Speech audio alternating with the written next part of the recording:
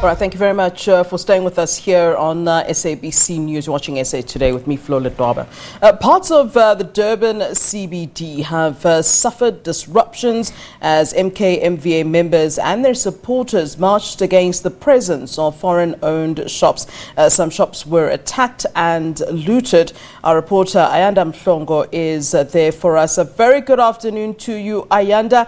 I thought that the MKMVA had quite a range of topical issues that they discussed with the ANC. One would have thought if this was such a major issue to them, it would have perhaps been ironed out or partly ironed out during those conversations that seem to have been going well. Remember, Ace Makashule outside ANC headquarters in KZN.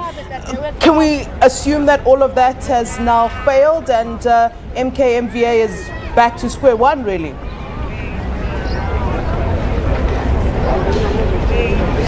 Yeah, good afternoon to you, Flo, and good afternoon to our viewers at home. Certainly, I think the actions of the MKMVA today, Flo, has taken a lot of people here in the city of Durban. In fact, the leaders of the ANC as well by surprise, because as you've correctly said, they held 2 marches in September, and the third one, in fact, they even met with the ANC's Secretary General, Ace Makashule, to deal with the issues. And some of the issues, as you remember, that they'd raised at the time pertained to themselves as the members of Umkhonto weSizwe, accusing the ANC-led government of ignoring them, of not taking caring of them, and many of them saying they did not have jobs, they did not have decent housing, and that they were part of the struggle. Many were in exile, and as a result lost out on opportunities when the country at the end of liberation. So it really today does come as a surprise. In fact, earlier on I was speaking to Mdumiseni Ntuli, the secretary of the ANC,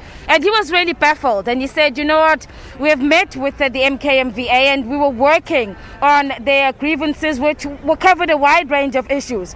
The MK, when we asked them, why now are you now dealing with foreign nationals or illegal immigrants in the way in which you have dealt with today? And they're saying that it's not true, it's not new. They're saying that they had, amongst their grievances, one of them was dealing with illegal immigrants.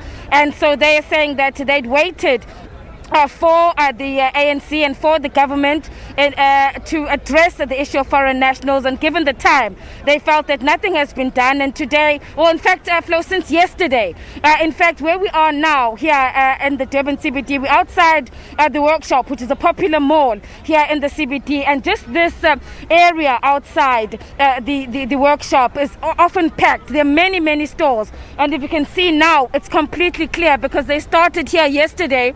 We are told threatening foreign nationals or those that had stores here, and saying that by today they wanted them to vacate this area. And as we see today, that many of the foreigners ended up vacating this area, and they've said that they're going to continue and make this their base. What I can tell you at the moment now, Flo, is you can see a group behind us. We're told that the leadership has gone to meet with the officials in the city.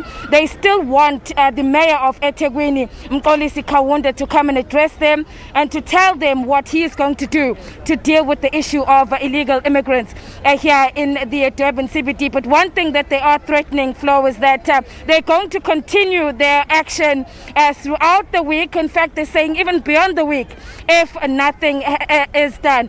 It's really disrupted parts of the CBD, the main street, West Street, and other streets in the city. Stores have been closed, and even though we tried to speak to some of the foreign-owned businesses, many of them afraid to come out. They were literally peeking through their businesses and saying that they were afraid, in fact asking us what they've done, asking us why they're being chased away. And so it's really, really been a difficult one. Even other South Africans were saying that the actions that they've taken are wrong.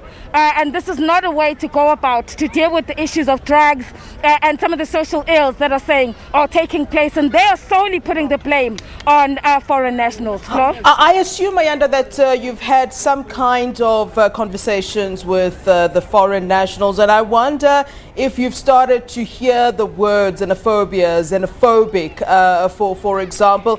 And is there something that might have perhaps triggered the MKMVA? Usually when this sort of a situation happens, there's something that happened. Maybe, a child was hurt at a shop owned by a foreign national or something of the sort usually has happened for this to take place. Was it really just out of nowhere and, it was triggered by absolutely nothing? Flo, there's been absolutely nothing that seems to have triggered this a form of action by the MKMVA. In fact, I was even speaking earlier on saying that one views this as probably just a means of them trying to get the attention of ANC leaders in terms of their grievances. Because one knows that this is a very thorny issue, and if you touch the issue of foreign nationals, it's one that the government, political leaders will immediately engage in. And for us, just observing, why have you decided to approach it in this way? And also because, Flo, a lot of what has happened today, they're denying it. Shops were looted, and they've denied that they were part of those shops were looted. But we were with them as they were going shop to shop, forcing those shops to close. So it really does, it seems a bit suspicious, Flo, and one does see that this could just be a means of them knowing how sensitive the issue of a foreign national is. If we look back at 2015 and what happened in KwaZulu-Natal and the violence against foreign nationals that started in Isipingo and then spread out across the city and other parts of the province, you would know that that is a topic that government and officials will immediately want to deal with and intervene. And this is probably one way of drawing their attention. All right, Ayanda Mhlongo, great reporting. Thank you as always. And certainly we will be touching base with you throughout the week as the MKMVA has threatened that they will continue with this protest. That's Ayanda Mhlongo in KZN, in Durban for us there, where the MKMVA has targeted foreign nationals and kind of passed the buck to say that foreign nationals are the reason that they're living the way that they are living. We'll certainly be keeping up to date with that story and giving you more information, rolling coverage there.